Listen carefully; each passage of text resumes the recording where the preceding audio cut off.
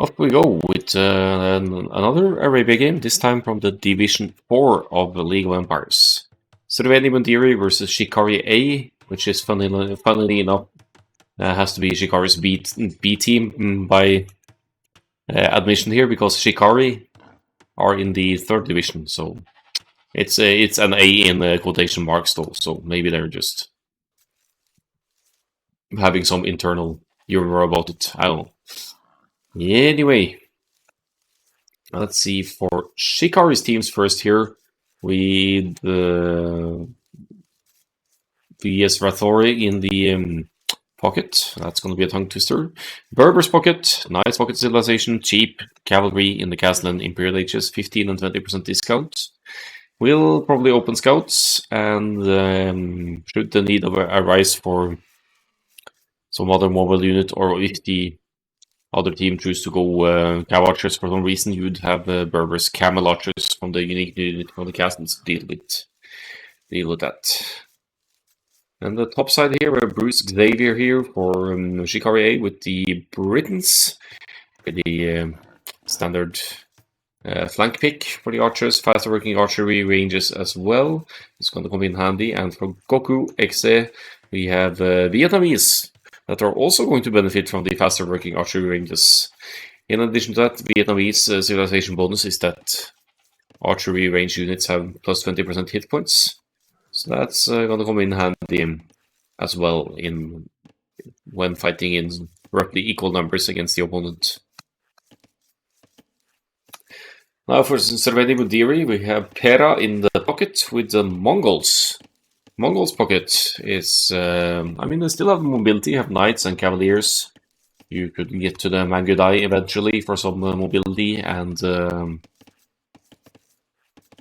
raiding potential, and the rapid movement always coming in handy. But we'll have a very nice scouts opening with the food boost from the hunt being collected 40% faster, so that's definitely one for the Mongols to benefit from.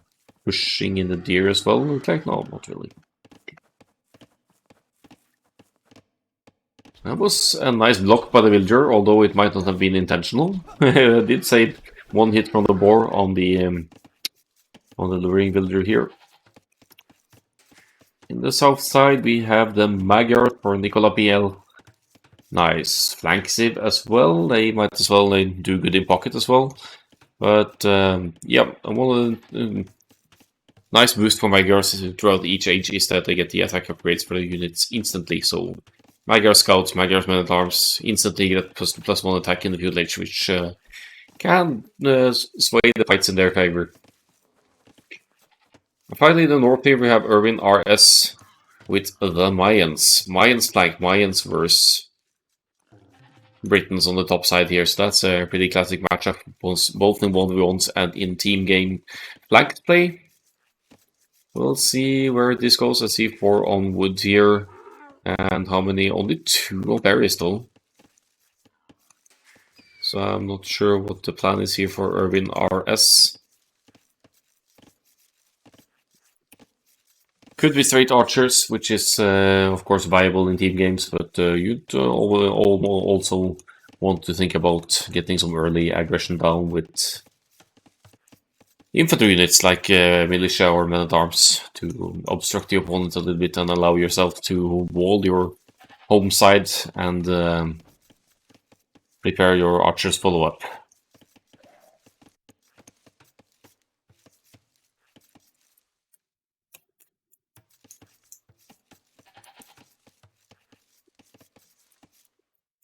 So let's have a look at the players scouting here. Not really. I don't know too much about the enemy locations for now. Some pretty extensive walling from Erwin RS here.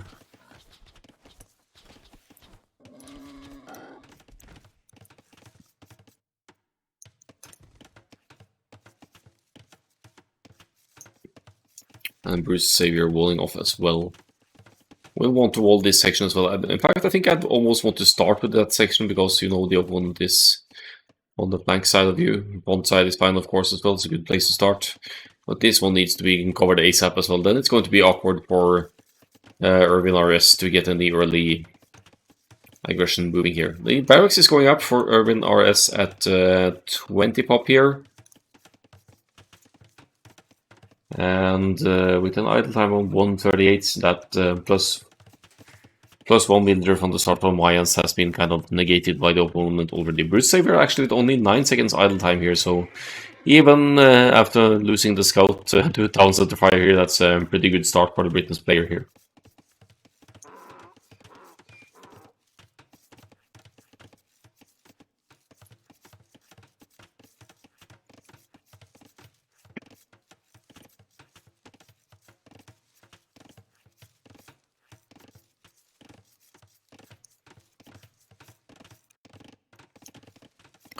Right, so barracks for yellow here as well.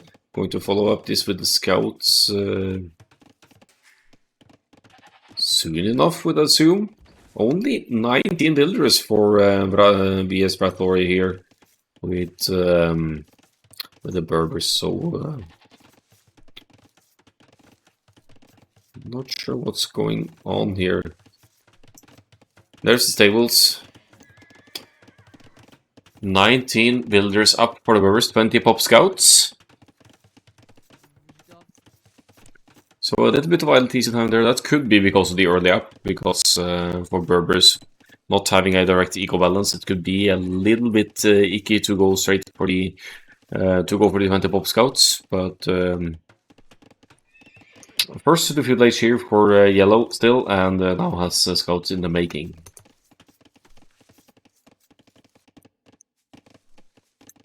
Nicola PL already preparing for the worst, has a spearman out to fend off any scouts from the enemy pocket here. And looks like it's going to be the scouts here, not the most common flank play, but with the Magyars and their extra attack, why not? Some smart walling here from Nicola PL as well to funnel the aggression in towards DC. Nice walls far enough outside of the gold here to keep any Vietnamese archers from denying the gold. And now a few scouts out on the move for Nicola PL here as well. Does he know where to hit? Not really. Scouting not quite on points here. But at least Goku's scout is not at home to hold off against these spears already in place. Of course, you'd expect scouts from pocket civilizations like Mongols with their potential for real early uptimes. Oh, that could be a villager kill. First blood of the game, is it? One villager down for Goku, so good engagement there. 3 scouts total now for Nicola PL. We have 4 yellow scouts out on the field though, and they seem to be going for Nicola PL here, possibly.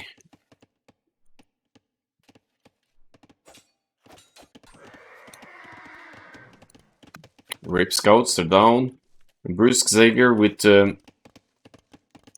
double rangers with the Britons here, no blacksmith yet, but has 8 archers out now, as compared to the teal player, Irvin RS, who doesn't have any archers out yet. So what's the situation here? I had too few on gold, maybe? No, Irvin RS has wood and gold in the bank. Both ranges up, but not producing here. So that's a bit of a warning sign against Britons here. Britons already with 10 archers now, and there's 2 ranges not producing at all for Irvin RS here. It's really bad news because the numbers advantage, if Bruce Xavier keeps consistent production behind this, it's just going to gain a ginormous advantage. Keep in mind that Britain's ranges work 20% faster as well.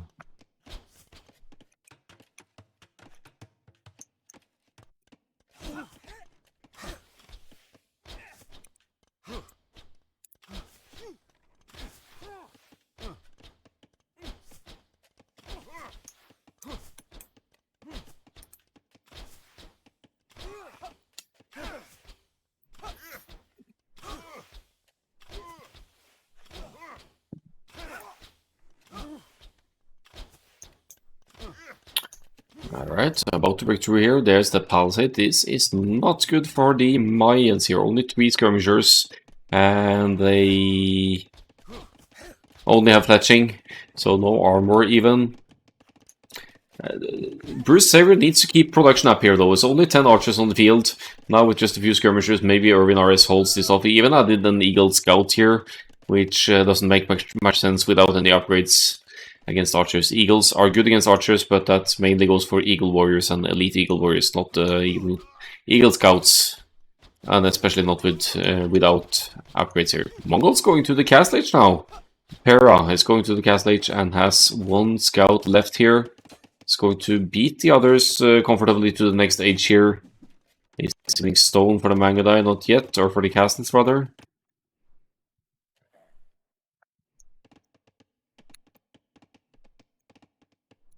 Surprisingly little damage done for Bruce Xavier here though. Was scared away by the skirmishers, and rightfully so. Now there are 7 skirmishers total for Irvin RS, and this is a fight that Bruce Xavier can take. He has the height advantage, and he has the iron numbers advantage, but still is fighting the counter unit here and should probably be careful.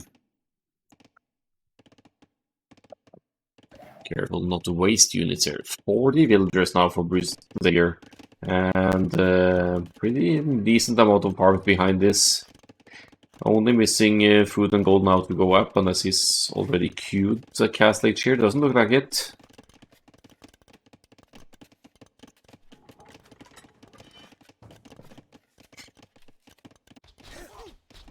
Oh, but there's doubling here in the south side with Goku and VS Ratori here.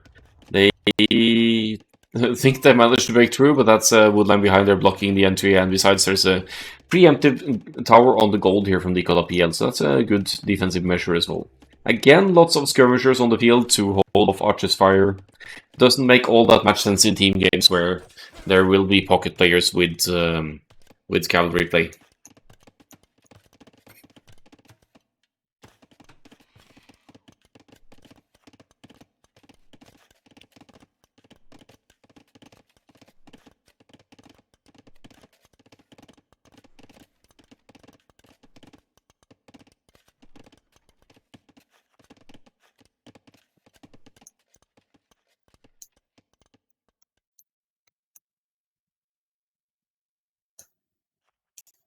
Okay, they're pulling back here, which would make sense if Goku was on the way to the Castle Age.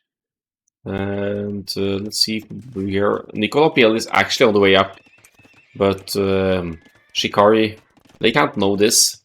So I think they could keep the pressure going. If the skirmishers are going out on the field, that's an easy match for Yellow's scouts to clean up.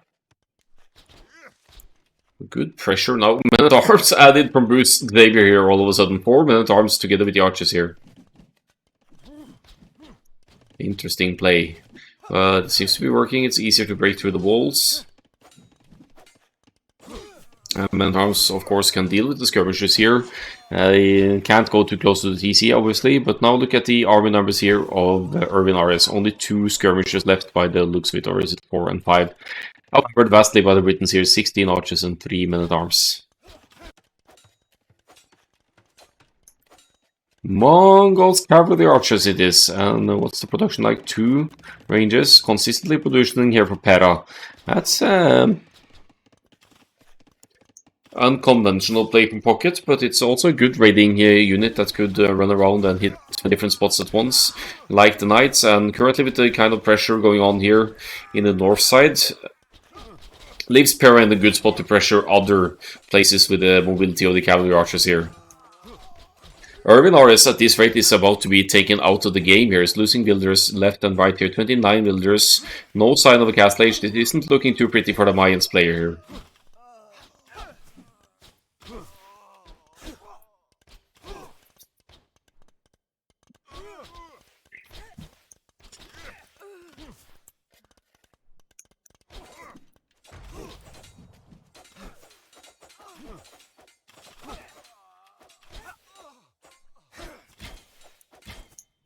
Scouts, cav archers, yeah, Brits need to back off now until crossbows can kick in here, so I think Bruce Xavier needs to pull out here now, not try to fight the cavalry archers, that's not gonna end well.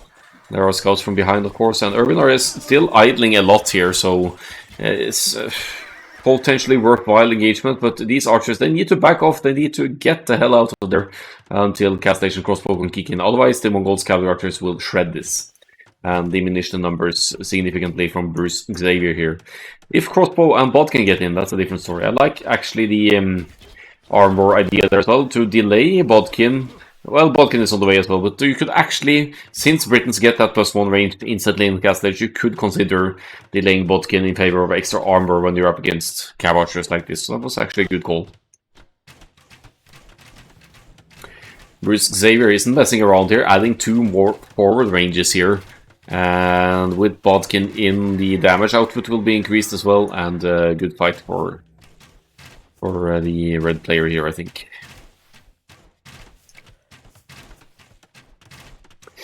I feel like they're spending a little bit too much time on the flank now. It's Irvinar is down to 23 villagers. Yes, he will reach the cast stage, but with what economy to use? Doesn't really have any resources to use here. I think it's time for Bruce Xavier and his yellow friend in the pocket to move on to the opposing pocket and try and find a way to break through and deal damage to Pera here.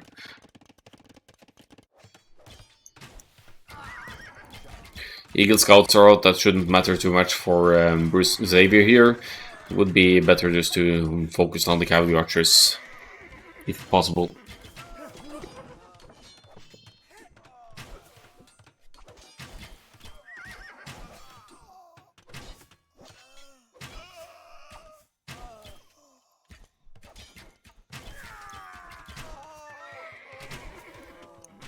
I think it's still good a good fight for Shikari A here. Cavalry archers numbers diminishing here. Only 6 cavalry archers left for Pera here, and they are staying here in this very field. There are 3 ranges working by the looks of it though, or 3 cavalry archers in queue at least. But Mongols pocket definitely struggling for numbers now. And there's some action on the south side here as well, where Goku is forward with the crossbows here, and Siege to push, almost hitting his own crossbows in the mix here. Tiny bit of a pocket knights here as well, so that's a good call. The knights definitely should focus the elite skirms here and to get up on the hill with these crossbows for Goku. Oh, it's a big hit from Nicola PL there. And not enough knights from the yellow pocket to deal with all the skirms either, I believe. Should try and snipe the monk now, so no conversions happen, but it's going to be a conversion as well. A bit of a Titanic moment here for Shikari on the south side here. Losing Yellow's knights here, and now Goku will probably lose the crossbow numbers advantage as well, given that there are knights and the elite skirms pushing here, not to mention the siege. And the Mangonel that got a juicy hit in on the crossbows here as well. North side, though, Bruce Xavier really wants Irvinar is completely out of the game. He has some kind of personal vendetta against Mayans here.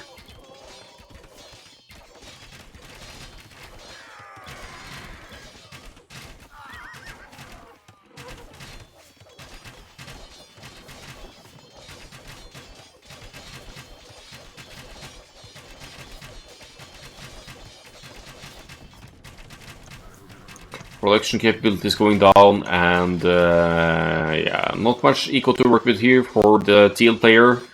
This castle, I think it will even range the town center here, rendering all the farm eco around here useless. Again, I think it's time for Bruce Xavier and VS Ratora to move on to the pocket and make sure that Pera isn't getting the pre-boom here. There's some decent pressure on Nicola Piel as well, of course. With Goku doing work here mainly alone with Mangonel and crossbow push here. So I think Shikari A has this game in the pocket.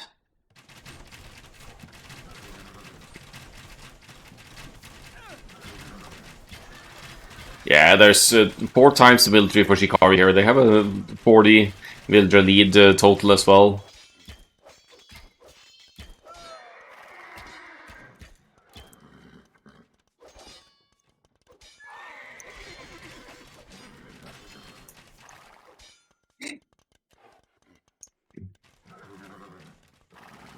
$1,000 point score lead at the 33rd minute here for Shikari A. Knights chasing away as well. How are the upgrades? They are similar here.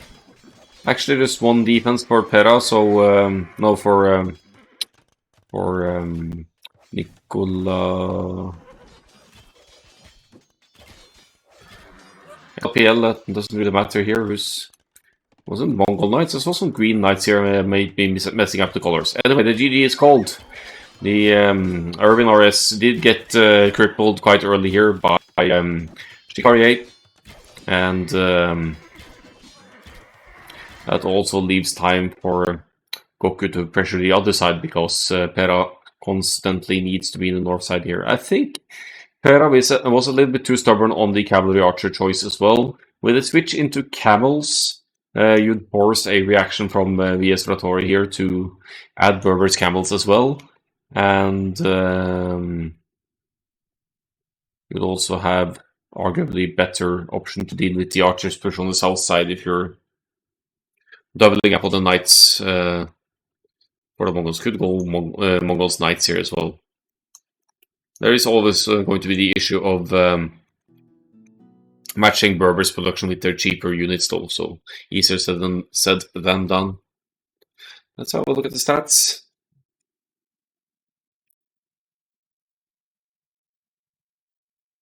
Bruce Xavier doing work here. Seems solid Britain's player.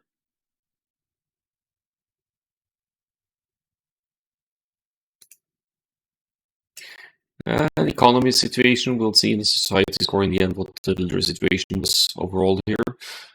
Technology shows smooth uptime there for the Magyars, just below 10 minutes. And 2 players going scouts, that's both has ups and downs, but as long as the map is open and you can get some damage in, I'm not opposed to the scouts investment, even from flank.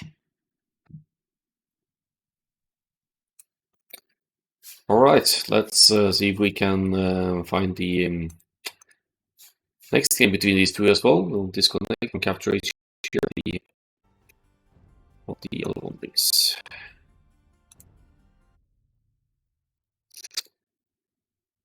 So Crveni Mundiri's home map is what we're gonna do next. That's gonna be high also, okay.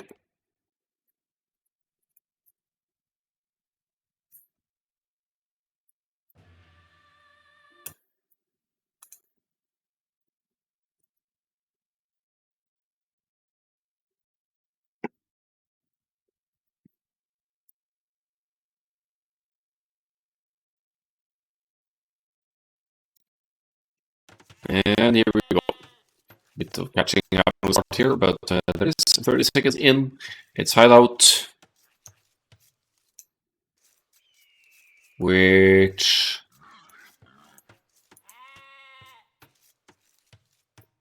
I believe isn't in the map pool. But let me just double check that.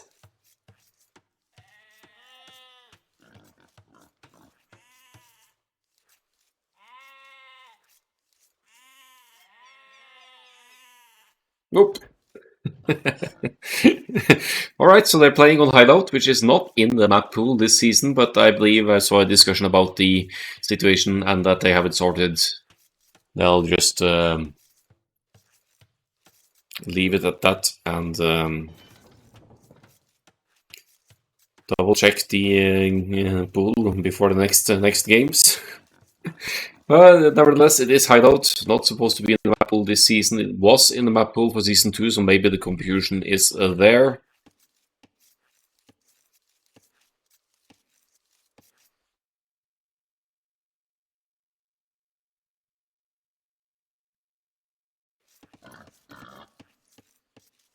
Not sure why it's lagging for me like that, but let's go to introducing the civs again here. And for some reason we have to fix the scoreboard here again.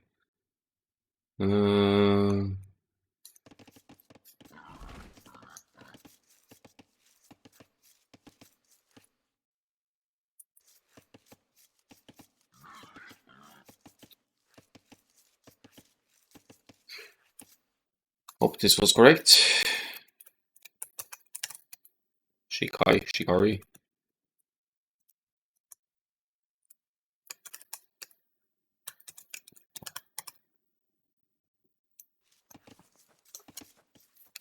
think this was correct. And then Shikari is up 1 game here. Alright, so hideout it is. We'll have a look at this. It's VS Vettori here in the pocket position with the Chinese pocket. Chinese have knights and camels. They could easily go FC knights if need be. They have access to 2 canoes from the castles as well, and more than decent siege. So we'll see what it considers. Chinese, ironically enough, not getting chemistry though. But we'll see what they bring to the field here. For the right-hand side, we have Goku here with the Koreans. Wouldn't be too surprised to see Men-at-Arms towers here on the side. He's up against Aztecs, but we'll see. Koreans obviously have strong archers as well, and their unique unit, the War Wagon, is a beast against archer plays, among other things. It's a really expensive unit to mass and to get to though, so it's not like it's the first thing you go for.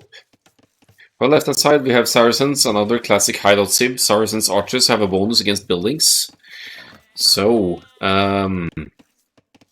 with that bonus you would more easily tear through the palisade gates or walls of hideout. So you could actually justify going Feudal Age archers with Saracens on hideout, because you'll be able to break through the walls and deal some significant damage. But fast castle crossbows might be just as well, and Saracens, if need be, have the strongest Castle Age camels in the game as well. Now, as for the other team, let's have a look here from the pocket for Crveni. We gotta fix that. Crveni Mundiri with the Franks pocket. Best pocket team in the game, potentially. Very solid cavalry play, some of the strongest paladins in the game. On the right hand side, we have Aztecs, as mentioned before. Aztecs with the option of Eagle Warriors, very strong infantry as well, with Garland Wars, their unique technology, giving their infantry units extra attack. And Atlatl Skirmishers as another unique technology that could come in handy against archers play. Getting Loom on hideout, not that normal to do, because you have these walls to rely on. You're not going to be subject to lots of Feudal Age and Dark Age aggression, but it's also a means to keep the DC producing if you're struggling a bit for food, so better to get it than to keep the DC useless. Could also be a sign that they want to send builders forward to tower. But Aztecs could also go Men-at-Arms towers, but I'm suspecting more like Eagle play and maybe crossbows here. Finally, for the left-hand side of Crveni Mundiri here is Saracens for Nicola PL as well. Saracens versus Saracens on this side. So, yeah, we'll see how that turns out for them. They will both likely be going for the archers and try and deal some early damage. There is, of course, always the option of walling off the side on at least one side on hideouts as well to force the aggression to happen on the other side, but I don't see any signs of that happening just yet.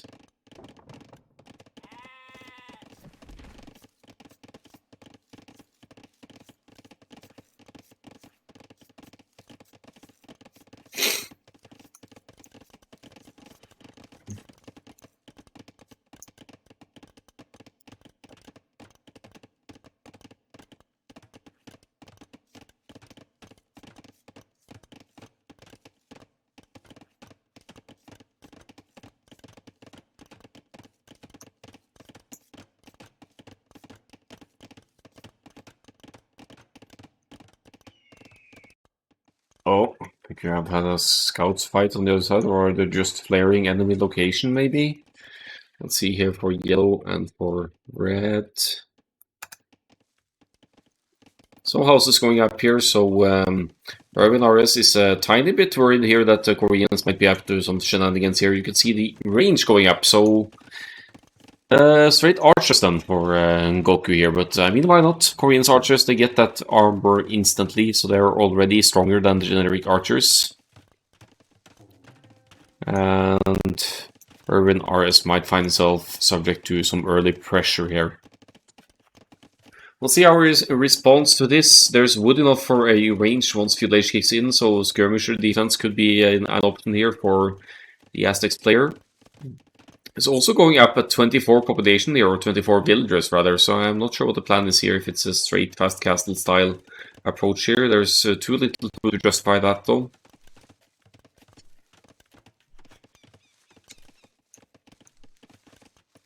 Two ranges. Goku is not joking around here, and I think Irvin is trying for the straight castle age here. So dropping the blacksmith market and sensing no danger whatsoever here from the opposing team.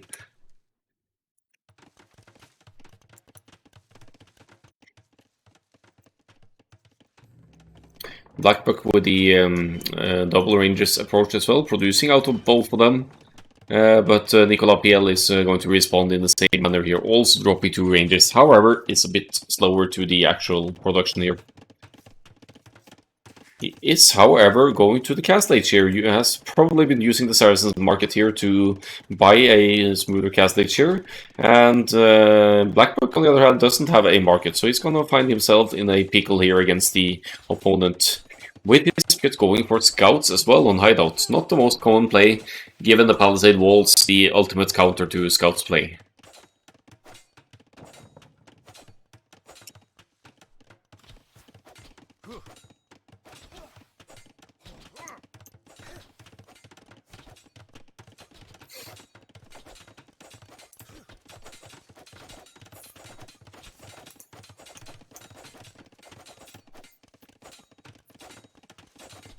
There's a little bit of slinging going on here, but is it intentional? No, there's a stable going up for the Franks here.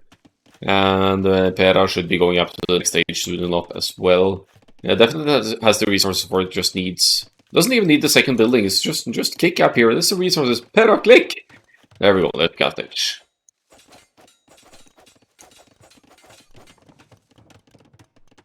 Scouts not accomplishing much, and there's the castle age from Nicolas PL. Good reaction of Blackbuck there, just to pull the units back home. He's dropping a market to adjust the eco to maybe click the castle age himself here as well.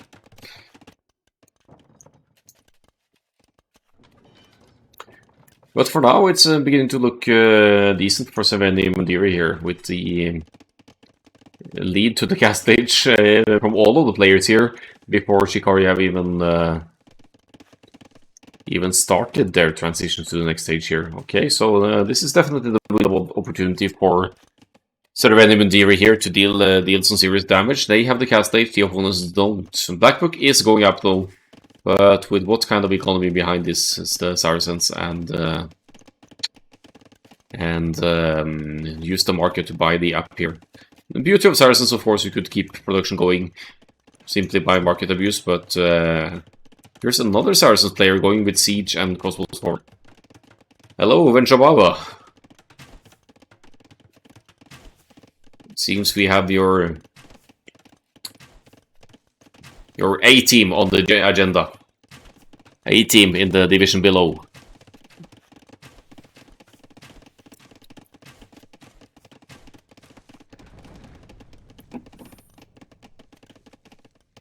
There's a castle age for Pera. He is the Franks, and will be providing the knights. You see one stable producing for now, but the second stable is going up as well. 3 stables, in fact, which is ambitious to say the least, with only 5 on gold. You need 6 on gold to sustain just 1 stable constantly producing, so it's going to boost the numbers short term, obviously, but then until you can get the eco going, yeah, stables are going to get useless at some point. Oh, there's some action going on over here. First game casted, I casted Division 1 first, and I casted the game before this one. And this map isn't even in the map pool, so shame on whoever picked this home map. But I know they've resolved the situation, so it's fine. It's fine. Eagle Scouts doing decent here, but no more than decent. These are Koreans archers, so they have a little bit of extra armor. I guess it's one of Urban Norris's better choices here. as the Eagles have some mobility, could be put to use elsewhere as well. Pera with the Spearman here. Probably a reaction to Yellow's scouts on the field here. But the crisis has been averted for now. The Koreans' units chased away, and the whole right-hand side here is now been walled off by Shikari, so they don't want it. No, it's not actually. Goku! What is this? I take blame for not checking the map. Yeah, it's a new map pool since previous season, so it's probably confusing for some.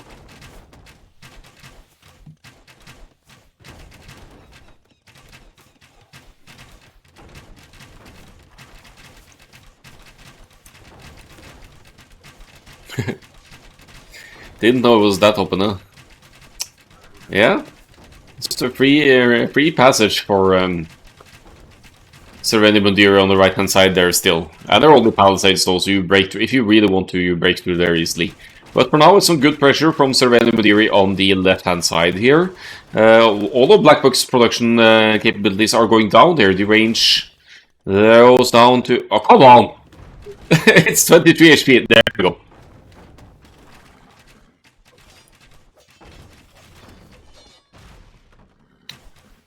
Ah, okay. Yeah, see, didn't check the map pool before starting. Yeah, it happens. Look at the power tires of the archers though, even though they've been kind of nerfed, they still seem strong against buildings here. And even the siege workshop will go down before it can make itself useful here, and Black Book is taking a serious beating here from Nicola PL. On the right hand side, some Eagle warriors moving out now for Irvin RS. They should easily shoot through this palisade. I think they are lacking attack upgrades, but still shouldn't matter too much. These are just became crossbows, but +2 defense for the Eagles should still have them handle quite a bit here. Okay, so Irvin is going to wait for a little bit more numbers here. At least he has the counter unit, so maybe Goku here, as the Koreans, needs to think about an alternative unit here. Or rely on pocket help with the knights, of course, but let's see the knights count here. Yeah, Pera with the early castlate has far more knights than Shikari's team here. 15 to... Wait, is that the actual army count? Or yeah, anyway. 15 to 12 knights, unless this is just production queue here. Yeah, 15 to 3 knights, actually, that's the number of knights. That's the production number of there, so... like I said, with only 6 on gold, you can't keep the stables consistently producing, and if you can't keep them building consistently producing, you'd rather want to spend that wood elsewhere until you can keep constant production. So if you'd left that one stable here being Pera, you'd have 3 more farms instead, and you could go into 2 or 3 stables later. Alternatively, you go to more to gold, and I don't remember, I think it's 6 or 7 on food as well. For knights, 6 on food, 6 on gold or something, so... Yeah, eco situation could be better for knights here. That's a good 2v1 situation in the north here. Pera with the 11 knights here and Saracen's crossbows now going to put the yellow pocket under serious pressure here. Meanwhile, on the right hand side, Goku is pushing with the Koreans' crossbows here. And if you want to break in, if you go straight to Palisade Gate, that's the one that crumbles the most easily because it doesn't have any armor or anything like the houses do.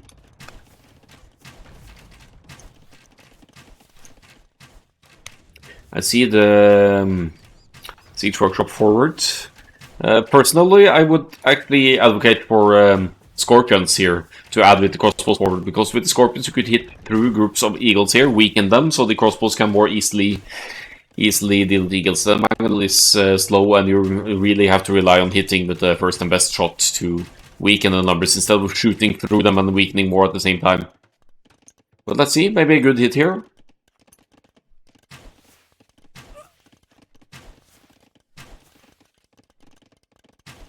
Or not.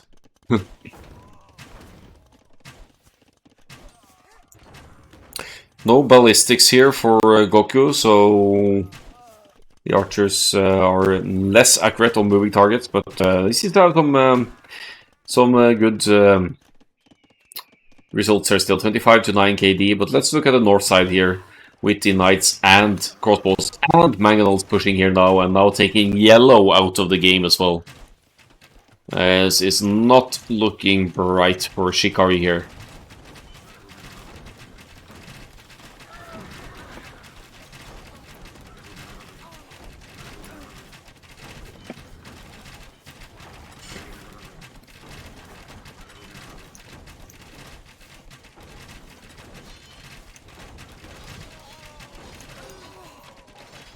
Yeah, so it's 78 military to 42 here, and VS Rathore is forced to go on the run here.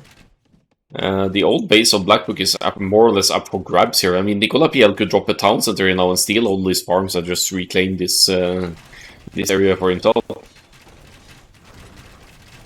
Oh, but Pera's Knights kind of out of position. Show Cyan, man. What's going on? Yikes.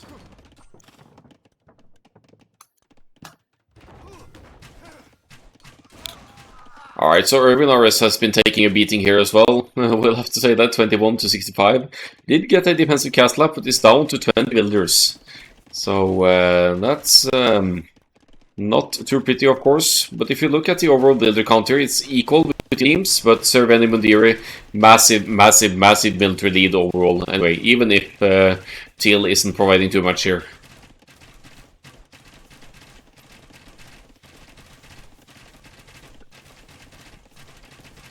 Pera still with the nice numbers advantage over the Chinese yellow pocket here. And what's left of the Chinese here at all? Some Monk's defense from Black Book here. I guess that's a good way of spending excess gold. Black Book at 20 villagers. Beatrice Thora at 25. Irvin RS at 24. And Nicola PL also at only at 31 villagers though. So he's heavily relying on the Saracens market with his one TC play here.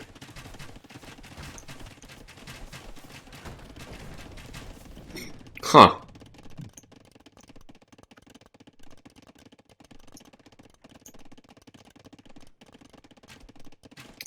Alright, so if Goku can take Urban RS out of the game here, then it makes for some hope for Shikari here after all. But it's 2 players down on one team though. It's mainly just Urban RS who is more or less... No, not Urban RS, but Goku that's untouched here. And unless he can stonewall this whole section in time, going to find himself subject to big raids and attacks from blue and green here.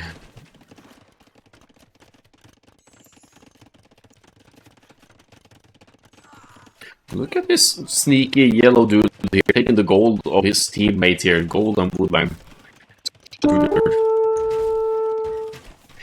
Hey, Papaya Pete, thanks for the follow. Bad strat by us, I guess.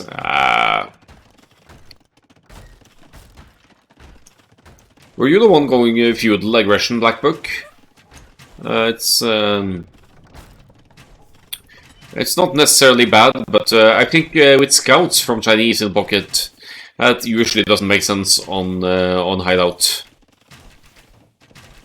Feudal archers with Saracens is fine. You need to break through and deal damage, but that's more of a means for you to buy time for your pocket to free up and get the eco going and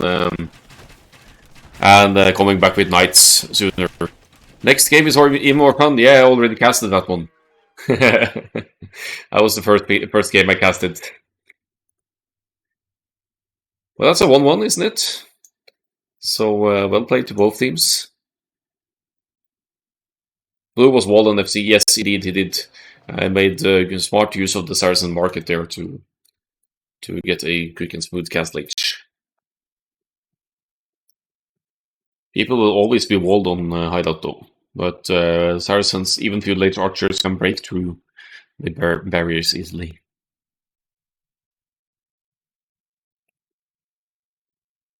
So let's see for the economy here. Goku with the superior economy here behind all this. The only player not really touched at home. Era following nicely behind with the 4TC boom-ish in the end. And Nicole Appeal with a pretty smooth cast age time here, I'll have to say that. Sub 15 minutes to the crossbows to fight back the other Saracen player before they even had a chance to get to crossbows. And finally, Pero with a fairly uninterrupted boom in the pocket had the villager high in the end. GG, though.